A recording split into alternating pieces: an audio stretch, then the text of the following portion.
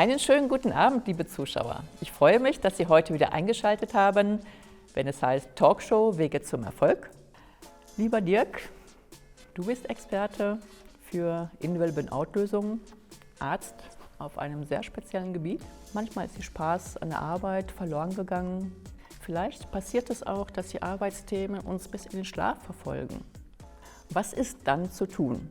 Jeder Burnout-Patient ist anders. Jeder hat eine andere Geschichte, jeder muss anders angefasst werden, jeder hat auch eine andere Arzt-Patienten-Beziehung und der Patient muss wirklich für sich raussuchen, welcher Arzt passt zu mir. Die Symptome sind ja frühzeitig da. Sie werden, weil man sich intern so motiviert, weil man ja funktionieren muss. Oft ist es so, dass in der Lebensgeschichte etwas vorkommt, was gar nicht die Möglichkeit zulässt, dass es jemand anders macht. Das macht der Körper so lange mit. Es gibt ja Leute, die auch im Krieg irgendwie überlebt haben. Ich möchte nicht wissen, was sie für Stress gehabt haben, aber die sind danach einfach platt. Und es dauert lange, die wirklich rauszuholen. Ein Sportler, ein Leistungssportler möchte ja partout auf dem ersten Treppchen stehen. Das zweite Treppchen ist ja schon der erste Verlierer. Und da kommt er aber nicht ganz alleine hin, sondern er hat natürlich Experten um sich herum. Der hat einen Trainer, der hat einen Physiotherapeuten, der hat einen Ernährungsberater, der hat einen Arzt, der hat einen mentalen Coach, damit er in dem Moment, wo er seine natürlichen Grenzen überschreiten muss, um der Erste zu sein, dieses auch zu tun.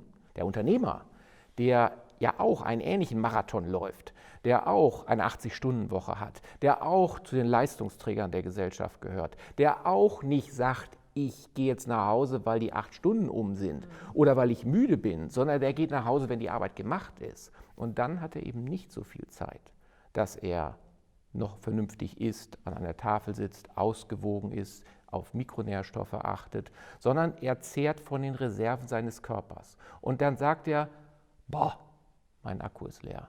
Ich bin saft- und kraftlos. Und was macht ein Arzt, der mit einem solchen Problem konfrontiert wird? Klar, Anamnese, was machst du, wie lange, was isst du?